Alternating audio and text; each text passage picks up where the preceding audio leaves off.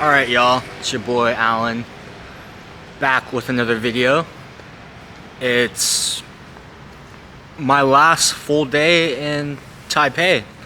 I've been here for a month now, and man, I can't believe, time has gone really fast and slow at the same time here, being solo. This probably marks the 2-month mark of me solo traveling. I first started off in Japan for 3 weeks, almost a month, and then I've been in Taiwan for a month now, and then I have 3 more weeks of my vacation until I go back on the job hunt, job grind, which I think it might be a good feeling. I'm kind of like looking forward to getting back into it. Also, it's a bit bittersweet, so I'm going to enjoy the moment right now. And in today's video, I wanted to talk about some of the learnings I've had from being solo traveling for this long now. And, maybe whatever I experience or what I learn, I can share with you guys if anybody has been thinking about doing something similar to what I'm doing.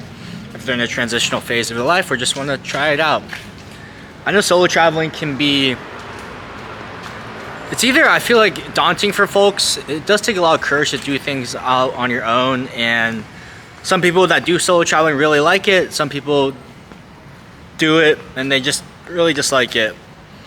Me, I feel like I do prefer more of a hybrid approach, where it'd be great if I had a friend or family to meet up with on a regular basis, but that's not how life works all the time, and sometimes you got to do things on your own because people's schedules just don't line up. And I think the number one thing with loneliness, with solo traveling, the challenge I feel like people might be facing is loneliness. I know I experience it all the time doing solo travel. It really does come in waves. And the way I've been combating my loneliness is, I think first, number one, sometimes you just get lucky. On Instagram, I see people in Taiwan, I just hit them up. Mutual friends in Taiwan, I hit them up like, hey, we should catch up.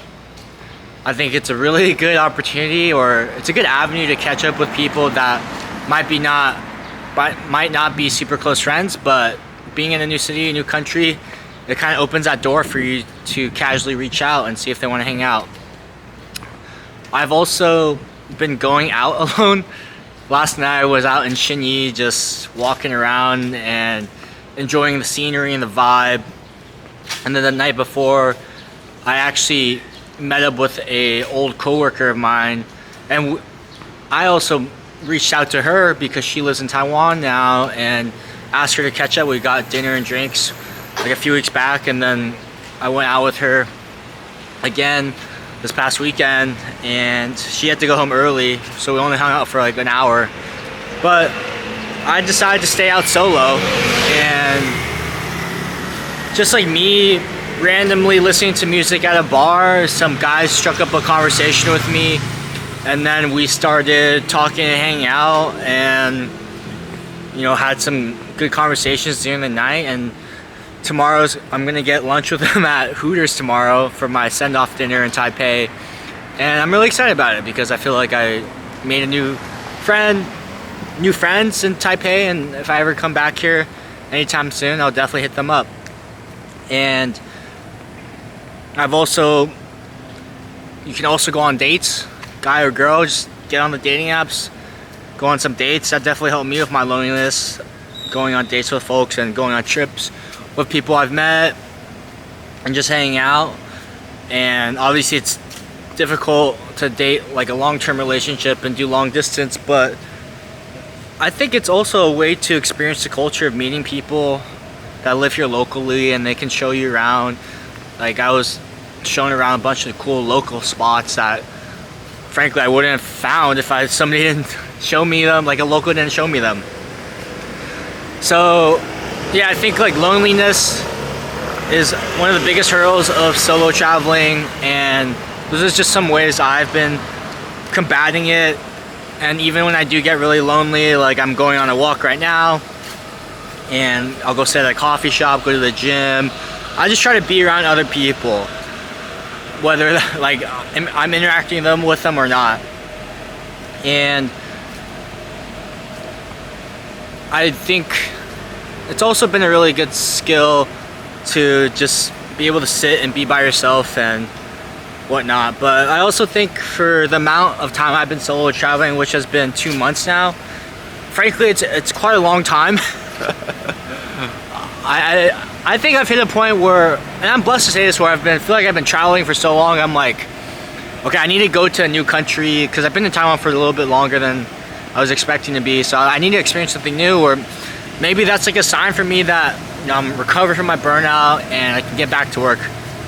So, but I also think like I wouldn't have been able to last so long solo traveling if I didn't have some kind of purpose. So what I've been doing is I've been making these stream of thought videos. I've been making a short form video every day last almost 90 days now.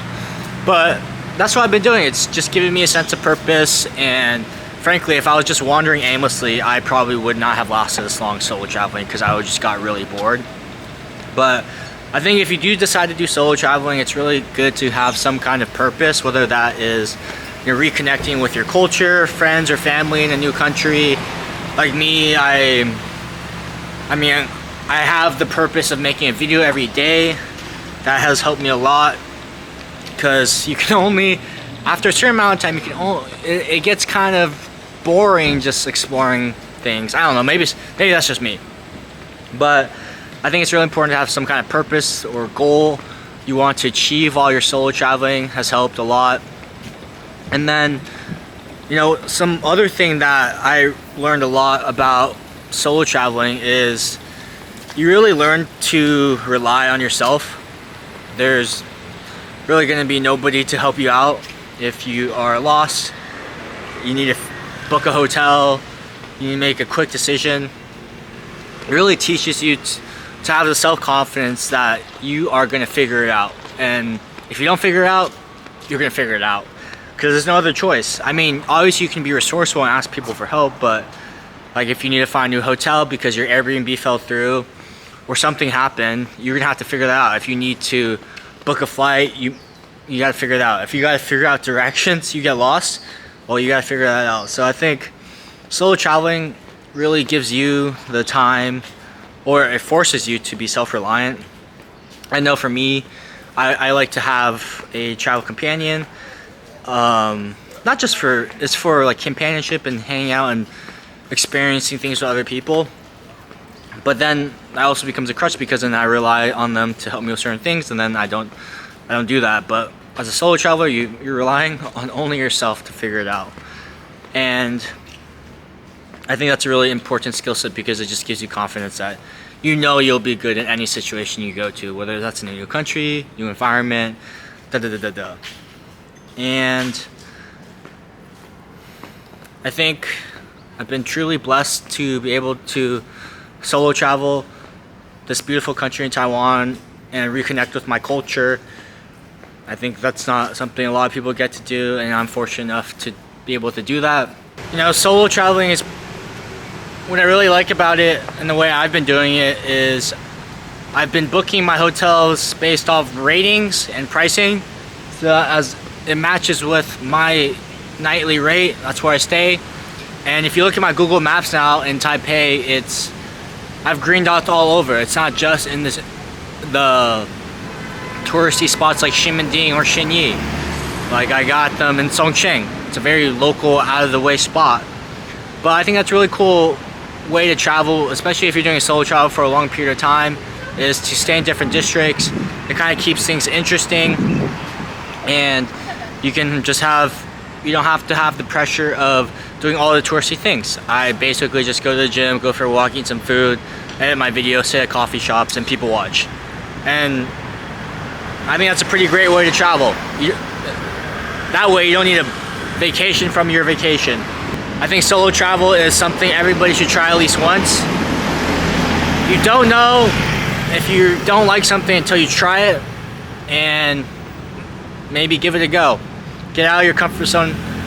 And solo traveling takes a lot of courage, but it's very rewarding. If anybody's been thinking about doing solo traveling, I want to share my experience, and I'm excited to, you know, go on the next leg of my trip to Vietnam. I'm going to Ho Chi Minh City, and then we'll see what adventures I get into there.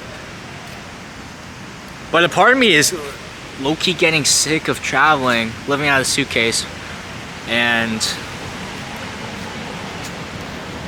I do enjoy making money, and I don't make money. So I just see my bank account going down, but my heart gets full. I guess I can't win anywhere. Well, you always gotta look on the bright side, because I'm living a very blessed life, and I gotta zoom out, because I feel like, you know, in life, when I was working, I was wishing I was doing this, and while I'm doing this, I wish I was working. So the grass is always greener on the other side. One thing I've learned throughout my solo travels is life is meant to be experienced with others. Even though you can do it alone, doing it with others just adds a lot more flavor. So thanks for tuning into my stream of thought video. I'll see everybody in the next one. Peace.